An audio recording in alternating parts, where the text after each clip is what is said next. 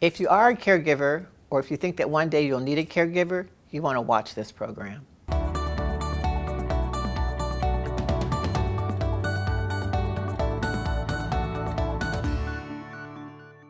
I am so thrilled to have you here, Lori, and you, Bob, representing the Michigan Chamber and representing all things small business. Lori, Rishar, Jandron, thank you for being with us today. We are talking about a topic that's near and dear to AARP's heart, and that topic is caregiving.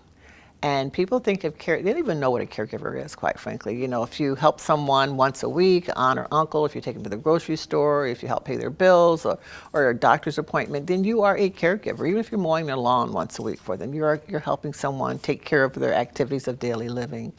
But why is this, and we think of it individually, and I like today to shift that conversation to employers, because when you think about how much time and effort goes into employees taking care of loved ones, what do employers need to know, and what can employers do to help caregivers? Lori, let's start talking about caregivers from an employer perspective. Thank you, Paul. I am so thrilled to be here today because I all my worlds get to converge on this conversation. As a daughter, as a mother and grandmother, as a small business owner, and as, of course, a state volunteer president for AARP Michigan. So that convergence, you get to take all those worlds and all those experiences and understand the real needs that are out there.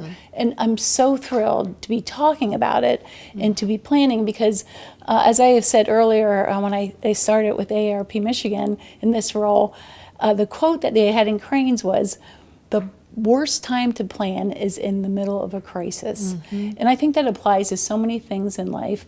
My mom passed about a year and a half ago, and it was very sudden. It was, no planning was involved. And I thought I wasn't a caretaker. For 5 days, I took care of my mother while she laid in the hospital unconscious. And so imagine 5 days, 5 months, 5 years of caretaking and the physical, emotional, and financial toll that takes on an individual and a family. It's real, and it's just going to get more real as our population ages, as I personally age as well. And I look at my employees and my business, and while a lot of my staff are on the other side, the other side of the sandwich with daycare issues and having to run out and take care of sick kids, they're starting to get on the other side of the issue where now I've got aging parents and I've got work and I've got other demands, and how do I balance that? Where do I turn to? So we now know where to turn to. You know, I'd even go back so far to say that you were actually a caregiver before those 5 days, because I know you were visiting frequently, you were checking in all the time, making certain they had what they need. So it actually, the journey starts way before we even recognize we are caregivers, right? Absolutely. So Bob, for employers, I mean, you're representing one of the most prestigious, largest chambers around, and so well respected with the Michigan Chamber of Commerce. We love working with them and Jim Holcomb. And what are you all doing about, I mean, you hear from employers, small business, large business employers all the time. What's happening in that world of caregivers? Sure. Just as a matter of facts, this issue affects women disproportionately, right? Because they tend to be the ones who take on that caregiver role. What we're seeing on the employer side is many times the employer doesn't even know that their employees are offering caregiving, or that it creates a stress on them at home, which then ultimately affects their work and potentially absenteeism. So when we're talking with employers who are dealing with this issue, we try and help them understand that they need to communicate about what the benefits are that are available to employees, what resources they could take advantage of to support their employees, because we know that employees who are able to manage through this caregiver scenario and have the support of their employer are more likely to stay, to be more productive, and to offer more back to their employer. Certainly if they're not feeling supported, or if they're feeling alone in this, then that affects their work, and that ultimately affects the success of that business. So.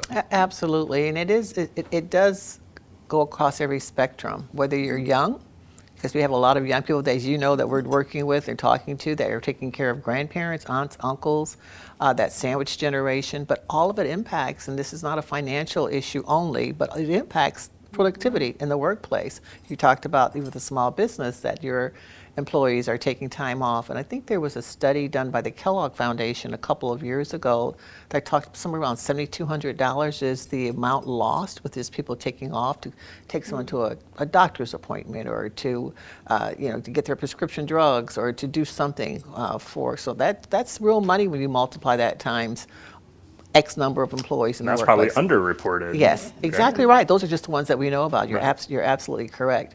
So what advice what would you share with someone? I mean, besides telling the story, and it's so powerful, we've learned from people, speak up, share your story, because so many people are going through the same thing, but they just, I don't want to say suffer, but they go through it in silence. I remember talking to folks in the Asian community, they didn't even know the term caregiver. It didn't resonate with them. It's my mom. It's my dad. It's what we do, So what would you tell someone who is taking care? What kind of resources, advice would you give to them? What do they need to know? Well, I am thrilled to be working with our partners in business. AARP Michigan is going to release a caregiver resource guide, and this is the conversation. We're doing we do it with mental. We're starting to do it better with mental health. Now we're going to start doing it really well, and for the caretaker, for the families, for the friends that are taking care, and it's going to be a one-stop. I'm so thrilled about it because sometimes we feel like we're wringing our hands. Here's the problem. Here's part of the solution. Let's talk about it first. This show is going to be a great format for that, to share this website and information from everything on just tips for your own. You can't be good for others unless Right. you're good for yourself. Tips for taking care of yourself so that you can care for others. Resources, real phone numbers with real people that you can call. That's funny. They were saying real phone numbers, real people. It's not the Amazons of the world, or you Right. can, no disparaging Amazon, Right. but you can Right. talk, and there's going to be a one-click, one-stop that anyone can navigate it. And we're going to partner with our Michigan Chamber, hopefully Small Business Association, Michigan, MEDC, all those out there involved in the employers setting, that they have these available and they can easily share and be that first step. They can put it in their employee handbook. They can talk about it at team meetings. That's what makes me happy. We're starting the conversation that probably needed to start a long time ago, but this is a generator. We're talkers, right? So we're going to talk about stuff that's sometimes not easy to talk about, and people are going to know they're not alone. And that is a big lift off their mental strain. Absolutely. Is that I come to work and they didn't know I was just up all night trying to take care of my aging father. And meanwhile, I got to get the kids off to school, and I'm spent by the time I get to the workplace. Well, here we have a nurturing environment. We have resources. I'm going to give you a break. I understand where you're coming from. You said something that's just so, we hear over and over again, it's so important. Everything you say is important, Lori, but about navigating through the system. I remember talking to a young woman, a woman who was elderly, and she was like 95 pounds. And she just wanted help. She's taking care of her husband at home, not complaining, but she just needed help turning him. Because she couldn't turn her 200-pound husband. And she didn't want him to go into institution. She just needed help turning him. And just where do you go to find that? You don't look in there aren't any yellow pages. You don't Google, you don't, Right. Where do you go to get that help? So one-stop shop for caregivers. I mean, that in itself, we hear it from young people, we hear it from older adults, we hear it from AARP people who have done this work forever, just not knowing where to go to get the help in their community. What kind of resources are available at the Chamber for the small businesses? Is there some place that they can go, or some information you share with them about caregivers, other than what you're going to be receiving from Love? I was going to say, it's great to know that AARP has that kind of a resource that's available, because there is not really a one-stop shop. And even when we talk about this type of issue with employers, we're talking about independent contractors all the way up to larger corporations who have a lot of resources. And so those resources may be very different depending on the size of your business and what you're able to afford your employees. So we usually send folks to resources like AARP or to state government in order to find some of those things. But working through your chamber or your state association can also help you find other businesses and how they're handling it similar to you. So absolutely. whether that's offering an employee assistance program or flexible hours or just having a support group for other caregivers so they can cry on each other's shoulder. There's lots of different resources that are available to help solve Absolutely. that problem for them. And that is so important. And thank you for even just mentioning the ones that you mentioned. People don't even know that they exist. And every employer or everyone who's connected to an employer needs to pay attention to their employees and what's happening, and just talking about it. Just saying, what can we do? Remove the stigma. How can exactly remove the stigma? How can we support you? What can we do to be supportive? And even with dementia, you hear a lot more about dementia, Alzheimer's. That even has more of a stigma attached to it, and people don't know where to go. So those workplace environments that allow people to have the flexibility. And what do you do for your employees?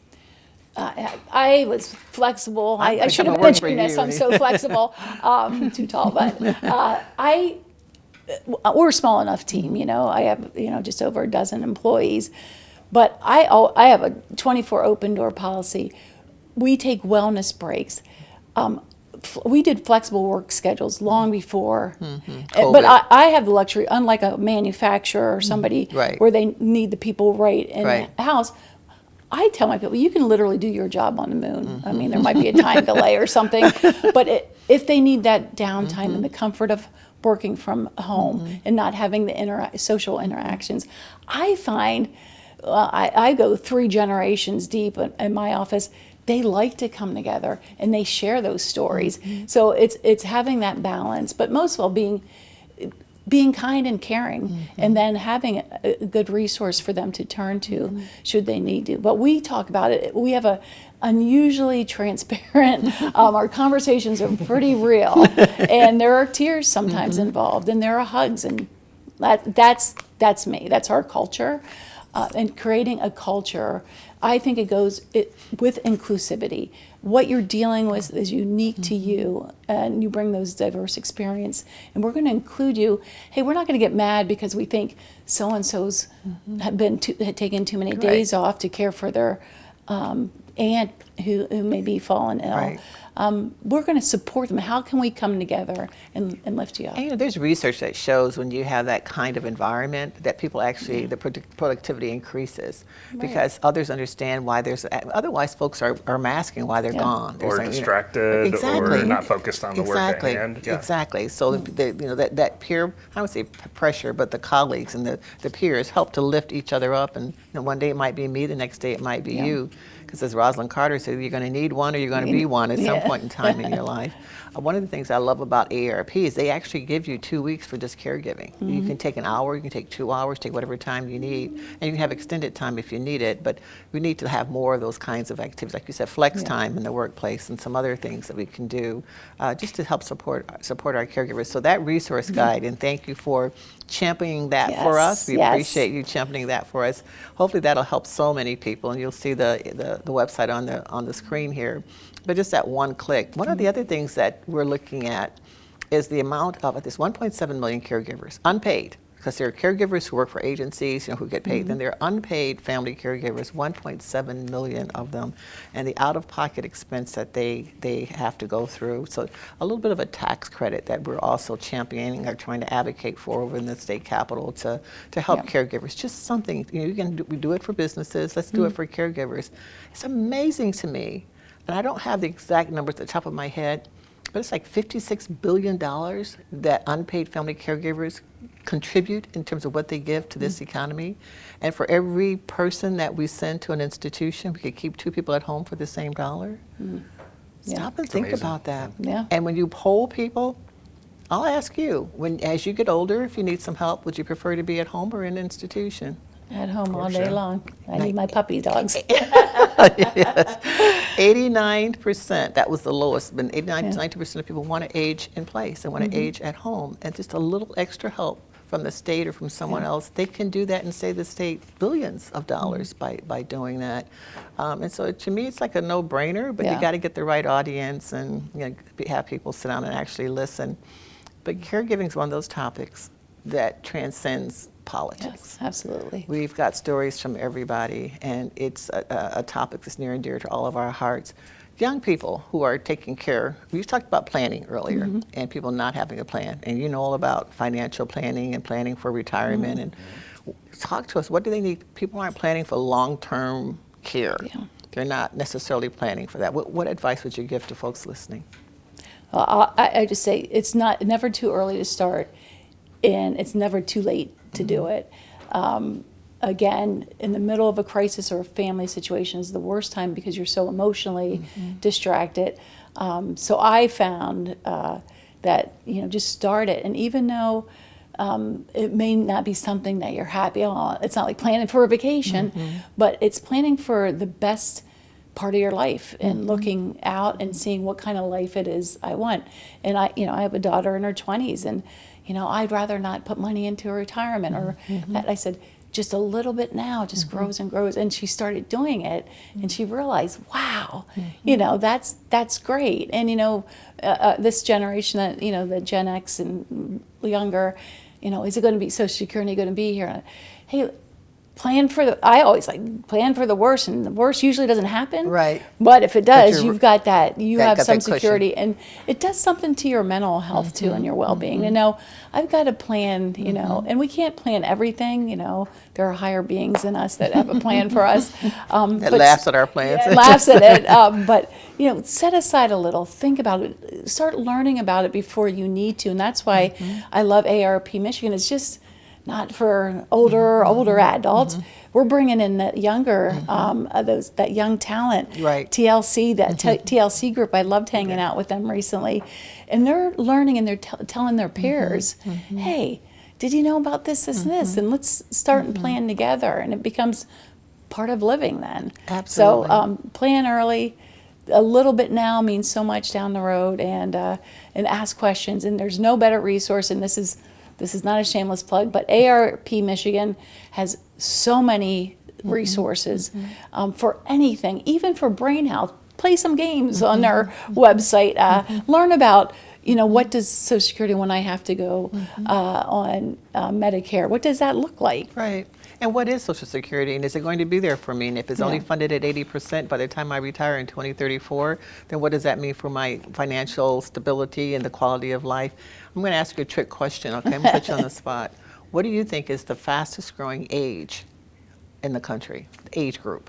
Or do you know the answer to that? Probably in their 40s. Actually, the fastest growing are people who are 85 years and older. Really? 85 years and older. We have a lot of them. That's great news. That's great news. Yeah, that's why you should listen every week. Because, 85 is your That long creates life. some of that issue, though, right? Exactly Because right. we have so many people that require that care, and there's not enough of the younger generations to take care of them. And so Exactly. we do really need to Lori's point, have a plan. And that's where employers can offer tremendous benefit to their employees by helping them understand early what retirement looks like or what post-work life looks like. How do they put those resources together? And then also, how do they have a plan to take care of themselves and their family members as they get older? So I think businesses have a huge role to play in just helping that ecosystem survive. And we've got about a minute and a half left, but I just want you to very briefly, as you talk about that financial planning piece, I think Michigan Chamber is one of the first ones to offer like a work and save, or to provide that for employers, which allows people to save money, or they can opt out. But talk a little bit about that if you can. Sure. So, there are lots of changes that are happening now to 401k and retirement plans. And so the more that employers can encourage or require their employees to save for that retirement, the ease of that burden will be less in the future. And I've heard all across this great state and heard people say, well, I can't save $10 a week. That's my lunch money for my child or whatever. But when you start, if employers take it out and save it, and then I have to go back in and say, no, don't take it. People don't do that. They just go ahead. They don't opt out if it's already something that Probably they don't do. realize they're saving tax dollars that way too. It's Exactly. tax deferred, so. Exactly. So that savings and having a plan, and like you said, you've actually taken care of your granddaughter. You've had your daughters. So that sandwich generation. What's your greatest wish for your granddaughter in terms of longevity? Her 85 years old. Oh, you hope 85. that she will have had. Well, I well into the hundreds and beyond. She is a dynamo, and I hope it's a kinder world.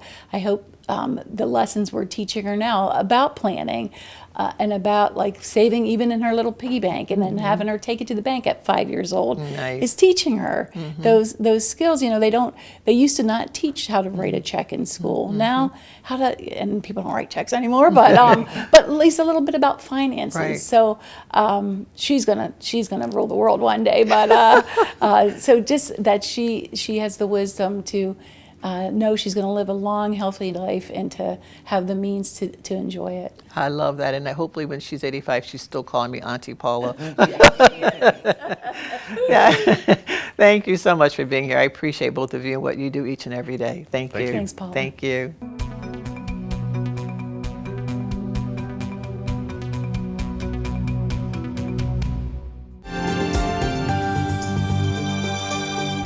Hi, my name is Rachel Wheelock, and I'm a PA here at Great Lakes Center of Rheumatology.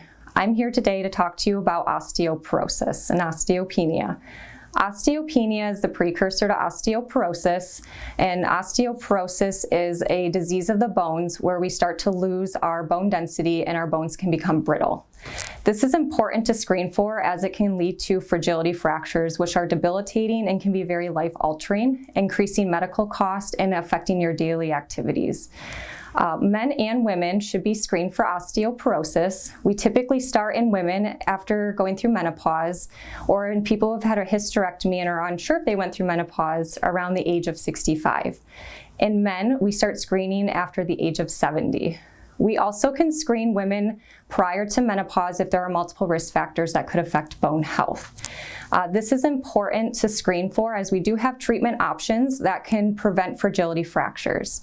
A fragility fracture is any big bone that is broken after a fall from standing height with very low trauma or low impact. Multiple treatment options are available, including natural things as well as medical therapies, which can be discussed with either a rheumatologist like myself, your primary care doctor, or an endocrinologist. Some risk factors for osteoporosis include having an autoimmune disease like lupus, rheumatoid arthritis, or psoriatic arthritis, having an excessive history of caffeine intake, a prolonged history of smoking, and also alcohol abuse can also lead to poor bone health. If you've had any of these risk factors, you should talk to your primary care doctor about having a bone density, or your rheumatologist if you've already seen one. CATA's regional mobility solutions can help seniors seize the day. Hear what our riders and community leaders have to say about the value CATA brings to the lives of aging adults. My name is Richard Foster. I went to junior college, graduated with a degree in writing and photography. When I graduated from Eastern Michigan, I moved up to Lansing. Then my car died and I started using the bus, and I've been using the bus for a little bit more than 20 years. CATA is extremely valuable because it allows me to get around anywhere in the city, and now with some of the extended services, I'm able to go farther out of town. The money I save with the Veterans Pass allows me to go to movies, go out to dinner. I use CATA for everything pretty much. Shopping, going to the doctor, going to the library, anything that I don't feel like walking towards. Between where I live, there's 2 stops, one to the west and one to the east. And it's nice when I get up in the morning and have to go somewhere, I can either catch a bus going out, or if I have to do something downtown, I go across the street and catch the Route 8 when it's going in. Well, I've gotten to know all of the drivers. I know a lot of my first name. It's nice when I can hop on the bus, say hello, they know my face. It's like hi, and I make jokes with them, carrying on conversation. I think CATA is necessary for the community because, there's a lot of people that don't have transportation. Plus, it's good for the environment. I think CATA's doing a good job. Elder law, long-term care. David, tell us in your 33 years of experience what we need to know about long-term care and or elder law. Yeah, so Paula, the key is elder law is not just about when you get old. It's focused on what happens as we age. And the sad reality of it, the joyous reality of it, The simple reality of it is most of us will need long-term care. Federal government says 70% will need 3 years, 20% will need 5 years. Okay, so it's a real thing. Everybody wants to avoid probate, save taxes, get it to the kids. Well, that doesn't happen if you've gone broke doing long-term care. And that's exactly what elder law is focused on. How do we make sure that you get back some, not all, but some of what you paid in?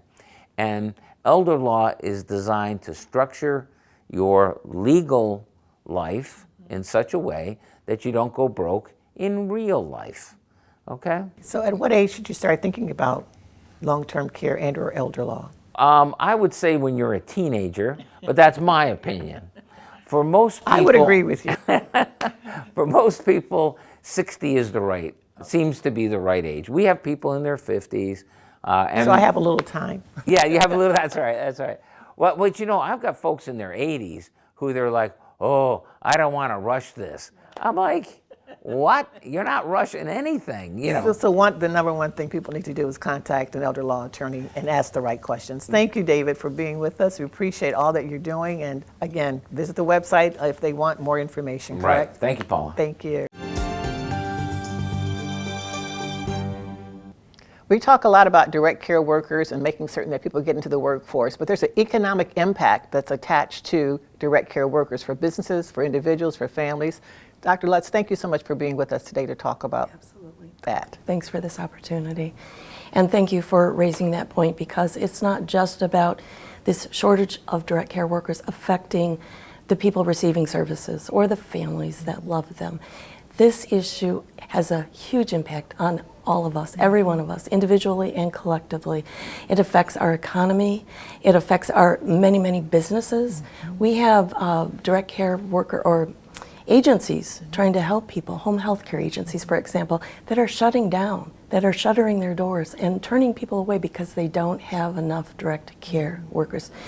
Even the private sector is losing productivity because many of their staff are family caregivers who need help, right, and have to adjust their schedules and even leave work because they can't juggle both roles.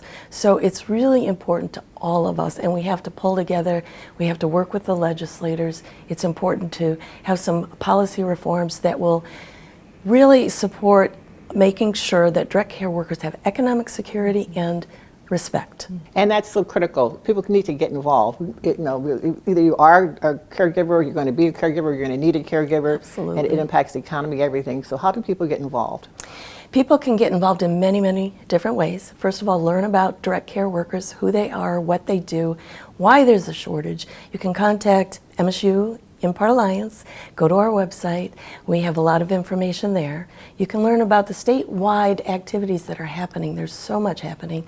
Join our coalition. Yeah, there you go. And get involved. Thank you so much for being with us today. Appreciate all that you do. Thank you for the chance.